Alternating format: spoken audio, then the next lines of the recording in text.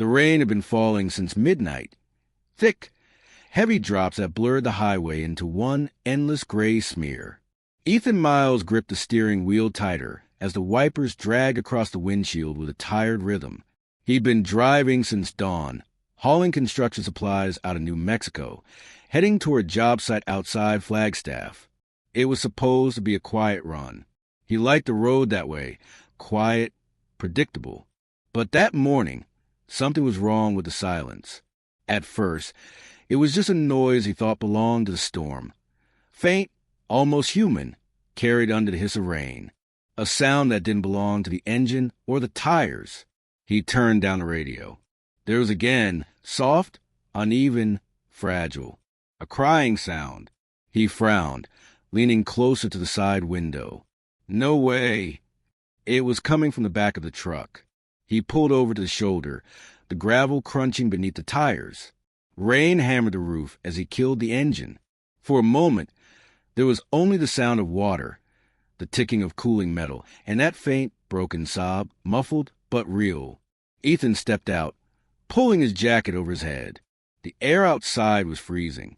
He rounded the back of the truck, boots splashing through puddles. The cargo area was locked with a heavy latch. He hesitated before unhooking it, his breath visible in the cold. "Hello," he called out. No answer.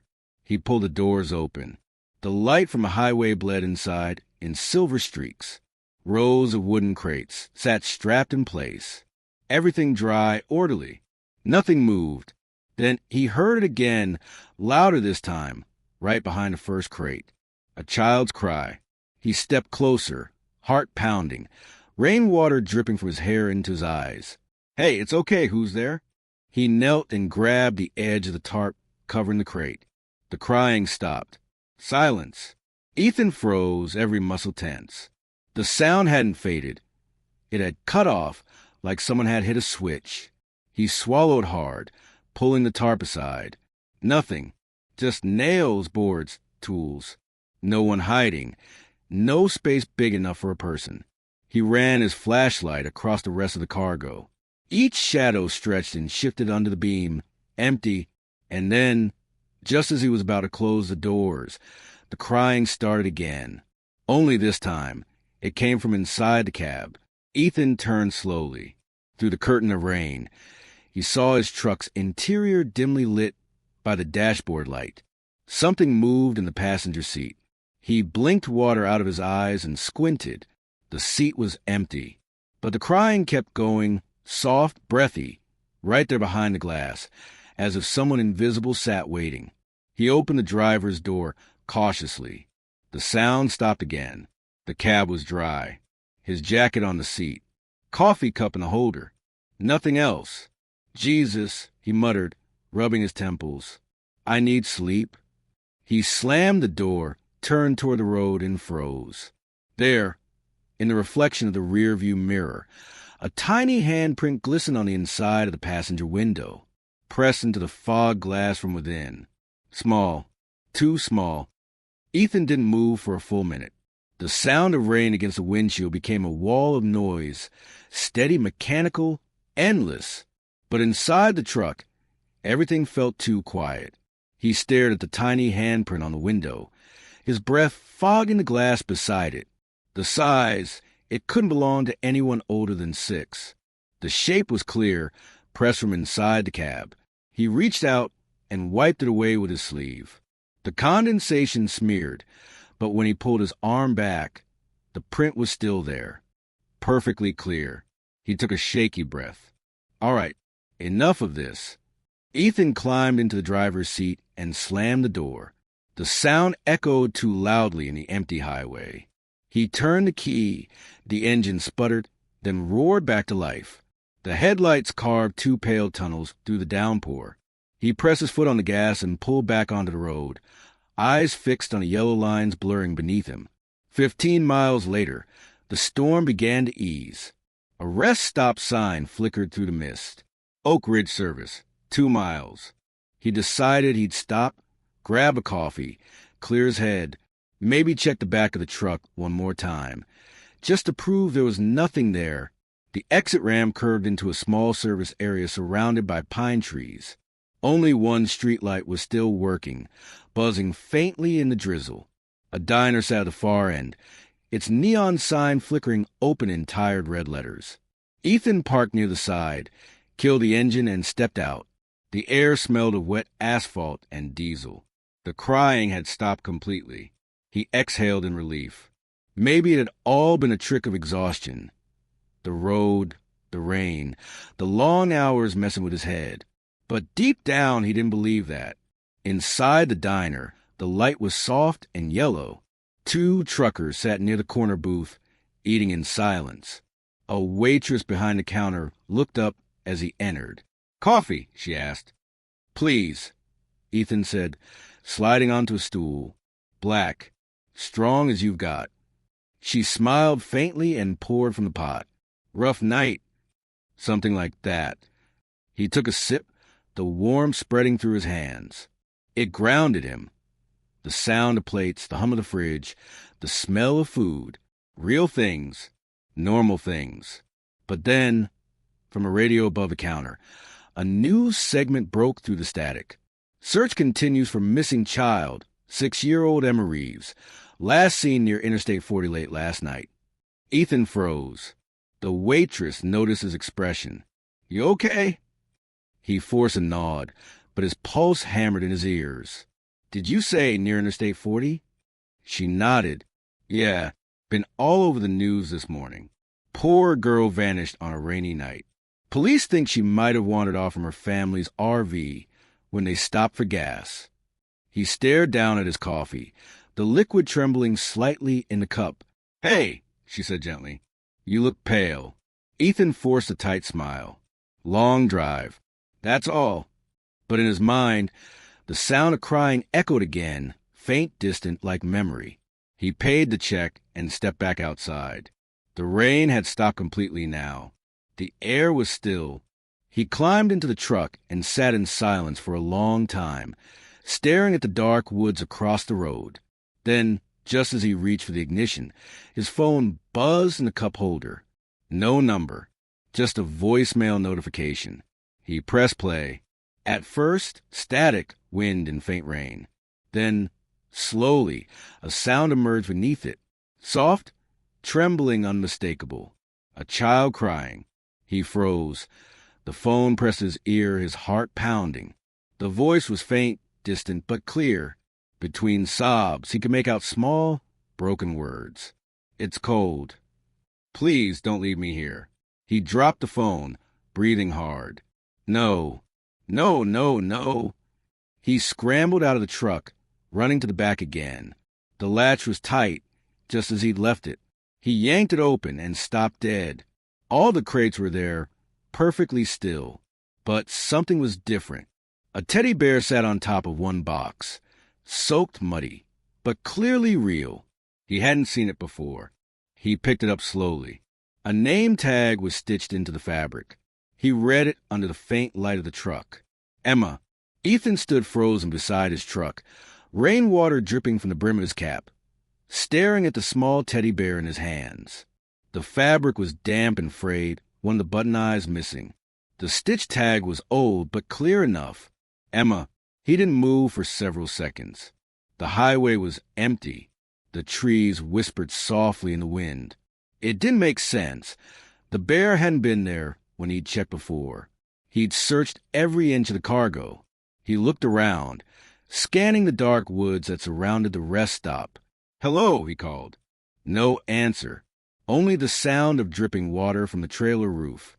He climbed into the back of the truck again, flashlight in hand. The beam cut through the dim interior, rows of crates, tied down, nothing out of place. Everything was exactly as it had been. Except now, he noticed small footprints on the metal floor. Bare feet, tiny, wet. He followed them slowly.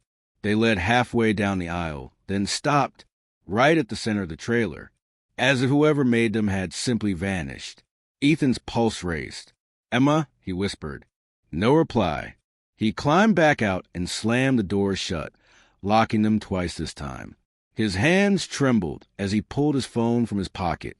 He scrolled to the local police number he'd used once after an accident years ago. The call connected. Flagstaff County Dispatch. A woman's voice said, "Yeah, hi. Listen, I think I might have information about a missing child. The girl, the one from the news." There was a pause. "Sir, may I have your name?" "Ethan Miles. I'm a truck driver, passing through Oak Ridge service. I heard something cry in my truck. I thought I was imagining it, but now—" He stopped. His own words sounded insane. The dispatcher stayed quiet for a moment. "You said you heard crying? Inside your truck?" "Yes. I found a teddy bear with her name on it. Emma." Another pause. Then the operator's voice came back, softer this time, almost cautious. "Mr. Miles, can you describe a bear?" "Brown fur.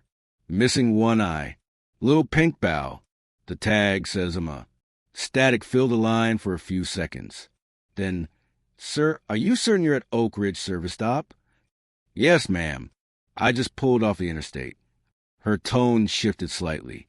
"Mr. Miles, that rest stop has been closed for 9 years." He blinked. "That's impossible. I'm looking right at it. The diner's open. Lights are on." "The Oak Ridge Diner burned down in 2016, she interrupted. "It's condemned property. You need to leave the area immediately." His mouth went dry. I was just there. I had coffee. There was a waitress. 2 guys. The dispatcher spoke firmly now. "Mr. Miles, please listen. Do not approach the vehicle again. Stay where you are. An officer is on the way." But her voice began to fade. Static consumed the line. "Hello?" Ethan shouted. "Hello?" Nothing. The call dropped. He stared at the screen. No signal. He looked back toward the diner. The neon sign was still glowing faintly in the rain, but something about it looked different now. The red letters no longer spelled open. They flickered one at a time, leaving only OPN, and the windows were dark. He felt a sharp chill crawl down his neck. Slowly, he walked toward the building. The asphalt under his boots was cracked, weeds poking through the seams. The closer he got, the more unreal it felt, like he was walking into a photograph from another time. The door to the diner hung slightly open. He pushed it, and it creaked inward. Inside was darkness. Dust floated in the flashlight beam. The tables were overturned, the counter shattered, chairs blackened by fire. The smell hit him next, old ash, oil, and something metallic. He stepped inside cautiously. The floorboards groaned. His light passed over an old newspaper half melted into the tile. The headline read, "Fire at Oak Ridge Diner. 3 dead, 1 child missing." Below it, a photograph. A woman who looked exactly like the waitress who'd poured his coffee an hour ago. Ethan stumbled back, hitting the counter. His hand brushed against something. Cold metal. A payphone melted halfway to the wall. The receiver was still hanging, and from it, faintly, came the sound of a child crying. He stepped closer, heart racing. The sound grew louder, soft sobs, then words, warped by static. "It's cold. Please don't close the door." He lifted the receiver with shaking hands. "Emma?" The crying stopped. For a moment, there was only the hiss of static, then a whisper, so faint he barely caught it. "You shouldn't have found me." The phone went dead. Ethan's flashlight flickered once, twice, then died completely. In the reflection of the cracked diner window, he saw a movement behind him, small, shifting, standing in the doorway of the ruined kitchen, a shadow no taller than his waist. And for the first time that night, he heard breathing that wasn't his own.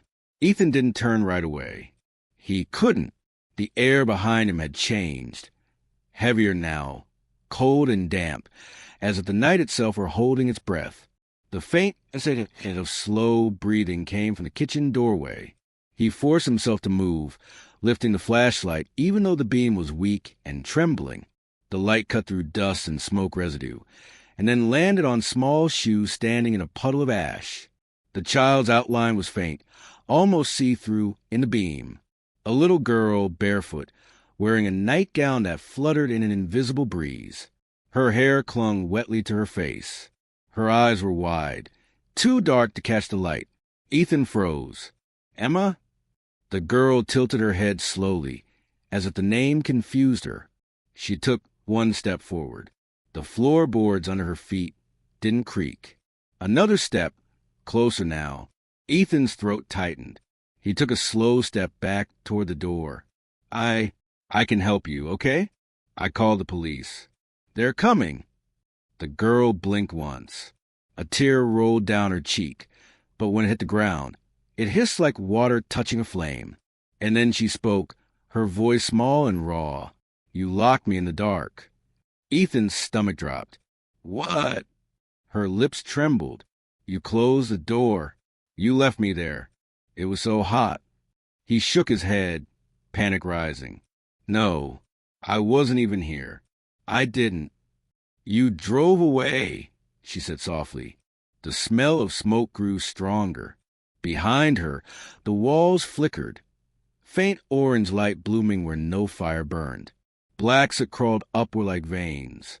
Ethan backed into a table, heart hammering. "I didn't. I don't know what you're talking about."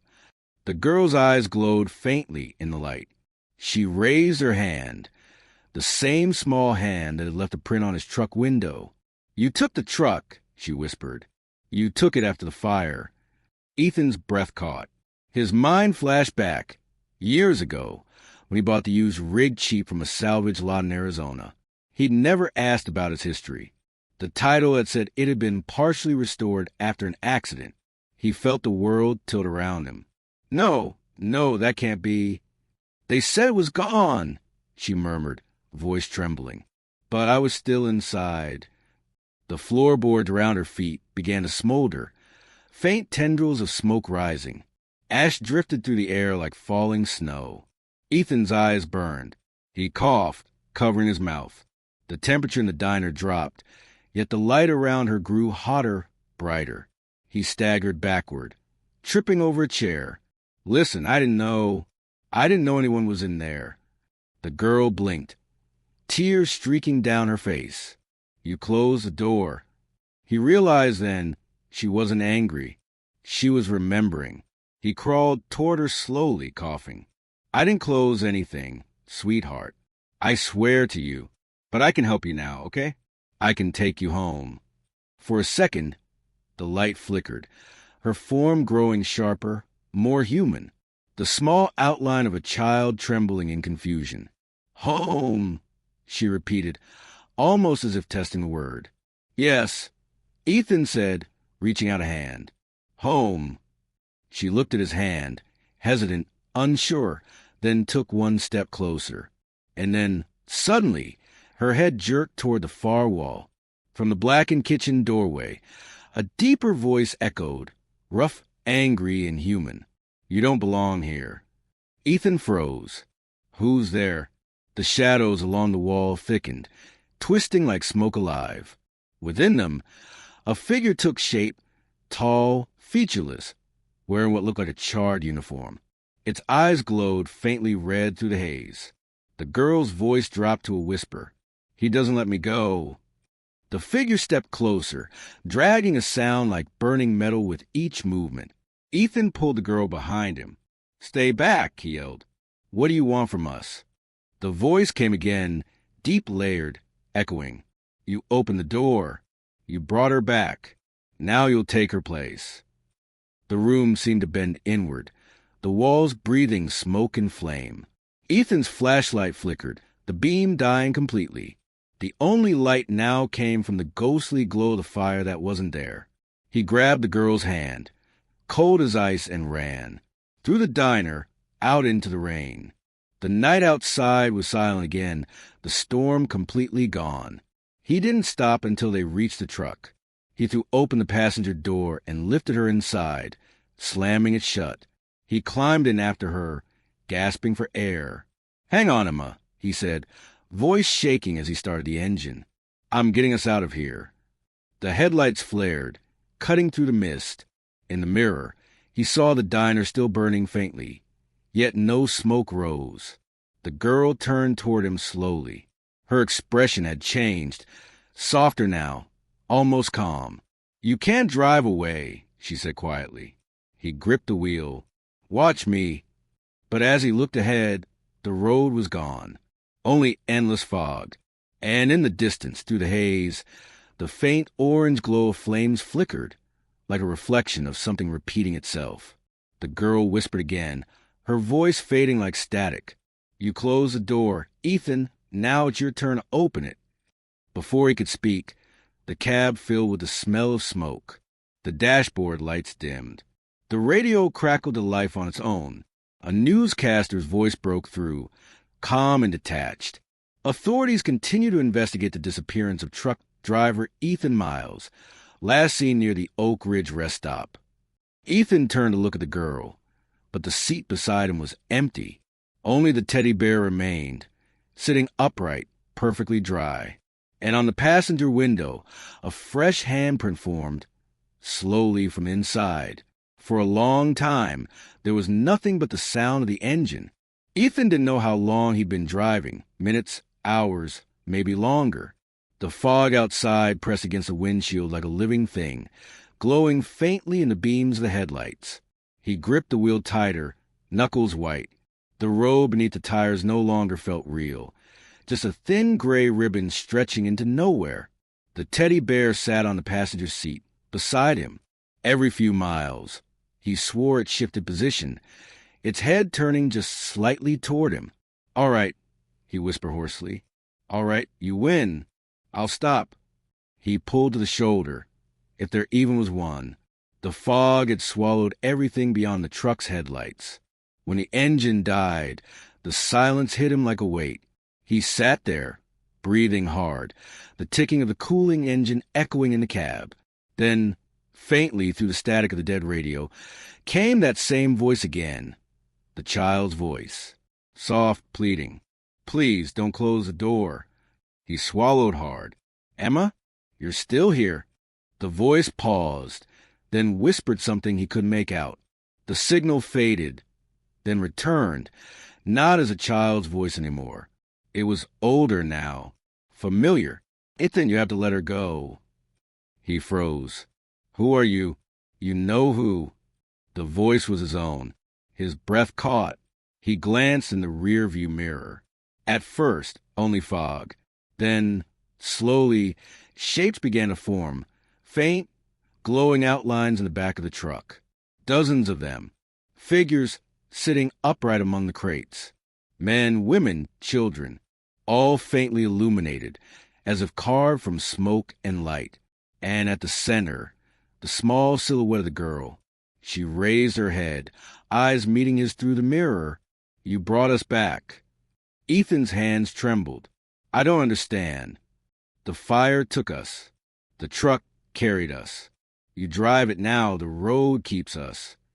He turned in his seat, staring at the fog-filled cargo window. I didn't mean to." "You never do," she said softly. "That's why it chooses you." The fog outside began to thicken, glowing orange. The smell of smoke returned, stronger, suffocating. Flames flickered briefly in the mirrors, though none touched the truck. Ethan coughed, eyes watering. "If it wants me, take me. Just let her go." The girl tilted her head. "You can't trade what's already part of you." Her voice was distant now, fading into the static that filled the cabin. "The truck remembers." And then she was gone. The fog receded slowly, like a curtain being pulled away. Ethan blinked. He was parked on a clear highway under a bright morning sky. Birds called somewhere in the distance. The bear was gone, the passenger seat empty. Everything perfectly normal. He laughed once, short, broken, and started the engine. "Just a dream," he muttered. "All of it. Just—" But then he noticed it. The clock on the dashboard. It wasn't 9 a.m. anymore. It was April 22nd, 2015, 10 years earlier. And the radio, though off, began to play softly. A reporter's voice. Breaking news. Authorities continue to search for 6-year-old Emma Reeves, last seen near the Oak Ridge rest stop before a fire destroyed the nearby diner. A witness claims to have heard crying in the back of a delivery truck moments before the blaze began. Ethan's fingers went cold around the wheel. No, he whispered. That's not possible. He looked down at the dashboard. On the passenger side, faint in the dust, a small handprint appeared. Then another. Then dozens. They pressed slowly against the glass from the inside of the windshield, one by one, tiny and desperate. Ethan slammed on the brakes. The truck shuddered, skidding to a stop. He jumped out and stumbled onto the road, gasping for air. The truck loomed behind him, silent now, idling faintly. Its back doors hung open. Inside, nothing but darkness. Then, from deep within the cargo hold, came a single sound. A soft, steady click, click, click, like a latch being turned from the inside. The doors began to close. He ran forward, shouting, but they sealed shut before he could reach them. The sound of the latch echoed once, twice, then silence. When police found the truck 3 days later, it was parked in the same spot. Doors locked, engine off, no sign of the driver. But the inside of the trailer was covered in tiny handprints, pressed into the dust. And on the dashboard, someone had written in the condensation, "Don't close the door."